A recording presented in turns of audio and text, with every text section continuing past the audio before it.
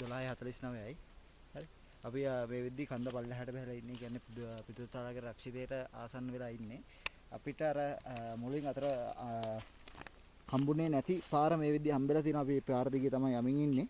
අපි මේ වෙලාවේ ඉන්නේ මෙන්න එතකොට තව මෙන්න මේ හරිය අපි ඉන්නේ. තව ටිකකින් මේ පාර හැරෙන දකුණට පැත්තට. ඊට පස්සේ මේ පාර කෙලින්ම කන්ද නැගිවා කියන්නේ මේ පාර අපි හිතුවේට වඩා ගාම සංකීර්ණ පාරක්. මොකද කියනවා නම් මැප් එකේ දක්වලා තියෙනවට වඩා මේක නැහැ. ඒ හින්දා මේක ටිකක් දුෂ්කර වුණා. දැන් මේ පාර මේ පැත්ත බලුවහම වෙනවා. අපි ආවේ මේ පැත්තෙන්.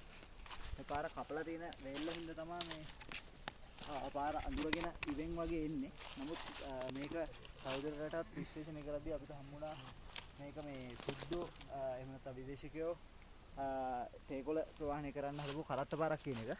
මොකද මේ පාර ඔක්කොම හැමතැනම ගල් ලයිසන් කරලා තියෙන්නේ. මේ පාර හොඳ පැටලි ගල් වලින් හොඳට ලයිසන් කරලා තියෙන්නේ. මේක ගඟක් තරණය කරන අවස්ථාවක් හින්දා මෙතන ගල් දාලා තියෙනවා විතරක් නෙවෙයි. තව හැම තැනදීම අඩි 3ක විතර ප්‍රමාණයකින් නිවැරදි පරතරයක් තියාගෙන පල්ලට හදලා තියෙනවා, නිර්මාණය කරලා තියෙනවා. දැන් මේ තැන සවදුරට අපිට හඳුර ගන්න පුළුවන් මේ පැත්තෙන් බැලුවා. මේ පැත්තේ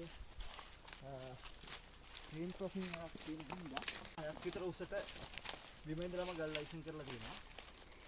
අනිත් එක අපිට හම්බුණා පරණ බෝතලයක කෑල්ලක්. ඒක මේ වීදුරුවේ තියෙන ඝනකමයි මේ අටේ ඉලක්කම print කරලා තියෙන විදිහයි අනුව අපි සැක කරනවා මේක යටත් විජිත කාලේ බෝතල් අඩියක් වෙන්න පුළුවන් කියලා. මොකද වෙතනින් අවුරුදු ගානකට කවුරුත් ගිහිල්ලා නැති හින්දා අපි මේක මෙතනම ගේනවා.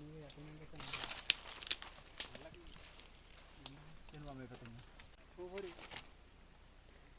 මෙතන මේ පාර අපි බලාපොරොත්තු වෙනවා මේ පාර දිගේම ගිහිල්ලා කඳු මුදුනට යන්න. ඊටම කෙටි මාර්ගයකින්.